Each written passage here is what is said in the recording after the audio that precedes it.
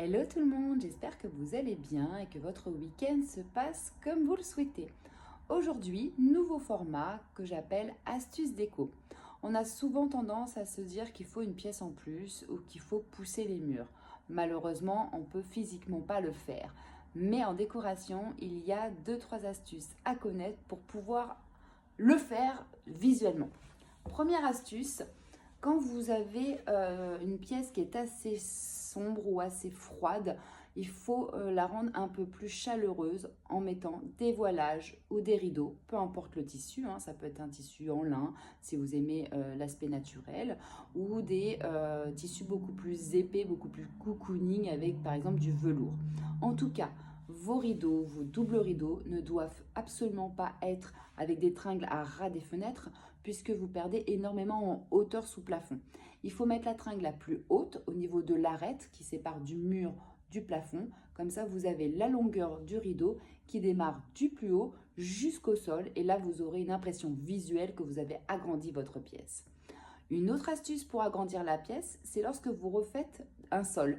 On a tendance à mettre les plinthes, vous savez, c'est les bandes qui sont en bas des murs, de la même couleur que le sol, que ce soit carrelé ou avec du parquet.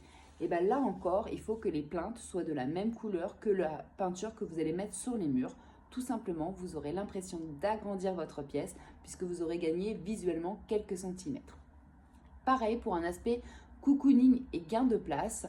Ce que je préconise au niveau des pièces comme la chambre, c'est que vous avez des têtes de lit souvent encombrantes.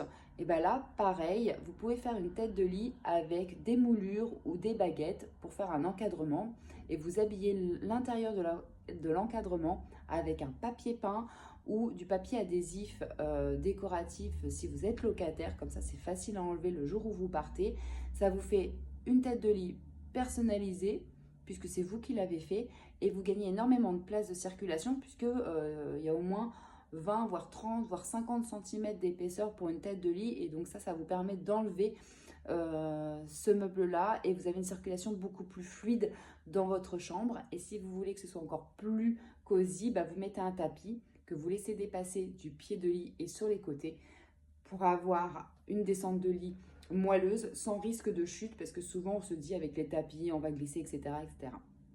Pareil, vous dites aussi les tapis c'est pas bien avec les enfants, les animaux, etc.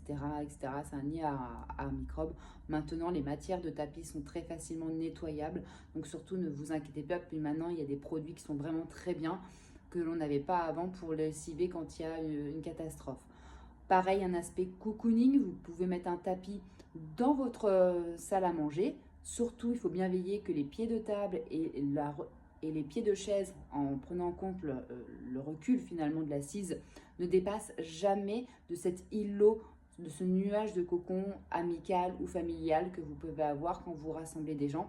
Puisque à partir du moment où les pieds de l'assise vont dépasser de cet îlot, la personne aura l'impression d'être vraiment exclue de la réunion. Donc surtout, bien veiller que cet espace délimite vraiment la table avec les chaises ou le salon avec le canapé, la table basse et deux petits fauteuils ou deux petits poufs dessus. Mais en tout cas, bien veiller que ça reste, que ça fasse comme une bulle si vous voulez.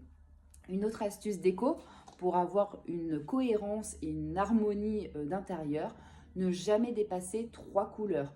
Une dominante, une un peu moins présente et une accessoire. Excusez-moi. Par exemple, dans mon exemple, il y aura le bordeaux, le orange et le doré. Le bordeaux sera par exemple votre couleur dominante avec par exemple le canapé. Et vous aurez vos accessoires en orangé. Et vos petits bibelots seront dispersés de façon asymétrique, par exemple un grand bougeoir, un moyen et un petit, de la couleur dorée. Pourquoi accessoiriser avec des petites touches comme je vous le propose? C'est déjà, vous pouvez trouver des petites choses vraiment sympas à partir de 1 euro dans plein d'endroits de décoration. Je ne dirai pas les noms puisque vous connaissez les marques qui proposent vraiment des gammes à partir de 1 euro jusqu'à une multitude de budgets. Et ça vous permet aussi pour l'œil d'avoir plusieurs niveaux. Donc vous n'aurez pas l'impression d'avoir un espace confiné et trop chargé de bibelots. Donc ça, c'est une petite astuce également. Il faut savoir qu'en décoration, il y a des mariages de couleurs qui ne vont pas ensemble. Donc si vous hésitez, il faut trouver des couleurs qui se sont situées sur le cercle chromatique les unes à côté des autres. Puisque en fait, quand vous avez un cercle avec plein de couleurs, donc sur internet vous voyez le cercle chromatique, vous voyez que certaines couleurs s'annulent puisqu'elles sont face à face dans le cercle. Donc toutes les couleurs qui se touchent, en fait, qui sont côte à côte dans le cercle chromatique, vont ensemble. Donc vous pouvez regarder par bloc de 3 pour savoir les 3 qui iraient ensemble, tout simplement. J'espère que ces petites astuces cocooning et agrandissement des pièces vous auront servi. Et surtout, dites-le moi en commentaire si vous voulez d'autres astuces déco. À bientôt, bisous!